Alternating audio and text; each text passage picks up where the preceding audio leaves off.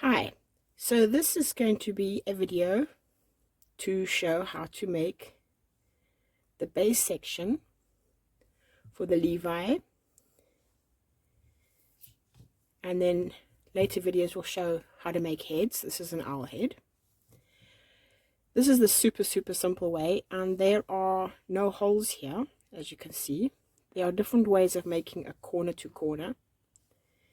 This particular one does not have holes. You will need, this is a double knit, but you'll need a double knit yarn. If you're going to use something thinner, then go for a smaller size needle. If you're going to use something thicker, go for a larger size needle. I like to cast on 5 because I like my bottoms to be quite rounded. You can also cast on 3 or 4. If you're making a corner to corner that is for a granny square, then you would cast on 2. So I'm going to zoom in a bit.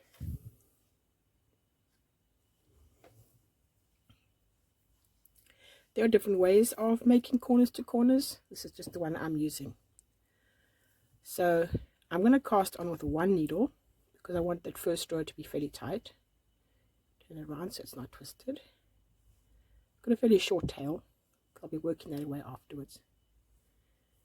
1, 2, 3, 4, and 5. Turn, and we are going to knit the first 2 rows. There's no increase on these rows. Once again, this is just the way I like to do it. You do the corner to corner your way that you prefer.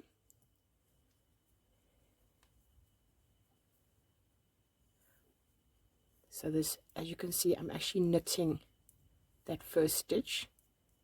Later on, I won't be knitting it. I'll be slipping it. So there we go, 2 rows.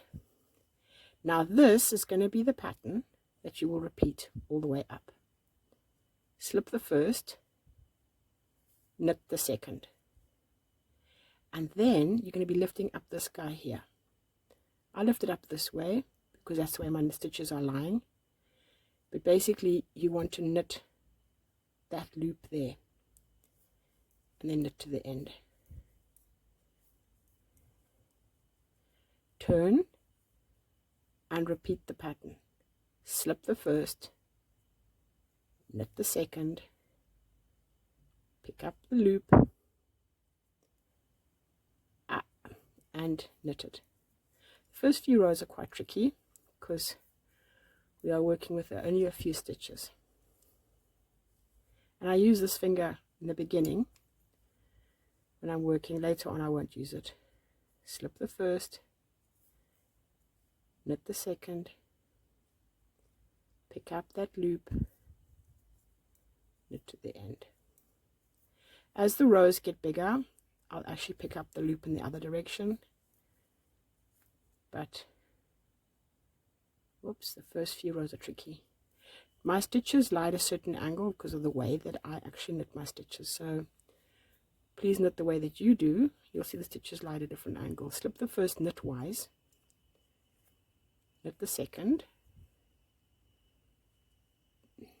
pick up the third, which is actually the loop in front of the second, and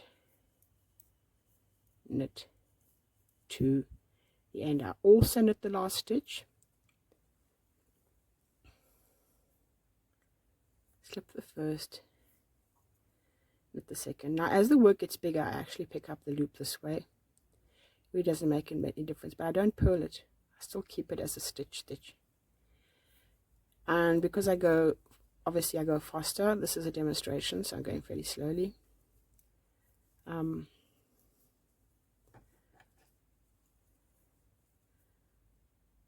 I'd slip the first, I knit the second, I pick up the loop whichever way, either from the top or the bottom, doesn't matter, and I knit it, and I knit to the end.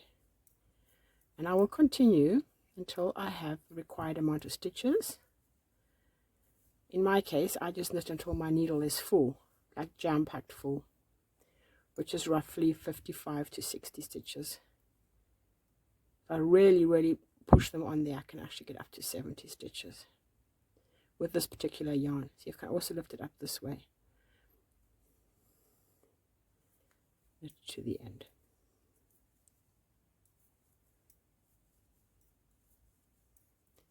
And I'll just continue with that.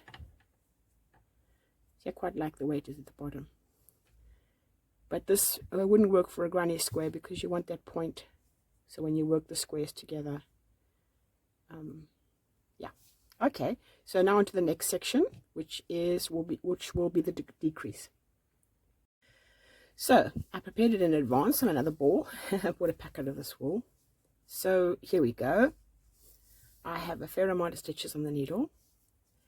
I haven't even counted them, but I know it'll make quite a nice sized levy. So what I'm going to do with my levies, what I do is I knit one row without increasing or decreasing, which I've done. And so now this row here will be the decrease, and the decrease is super simple. It's literally slip the first stitch, knit the second two. I have to move mine because of the way they lie, so I have to knit my 2 stitches together like that, just slipping them off and putting it back on, and then I knit to the end. And you will continue with that until you get the required amount of stitches. Every row you will just slip one, knit together, and then knit to the end. And for the owl head, I need, for my owl head pattern, and I once again have another one here ready. Let me just zoom out a little bit. Whoops, zoom in. For my owl head, I need 17 stitches. So as you can see, that's the decrease. There's no holes there, and for the increase there's no holes either. Now it looks like it pulls a little bit together, but once you stretch it out, it actually has a very nice firm edging. I personally am very happy with this one, and it's very quick.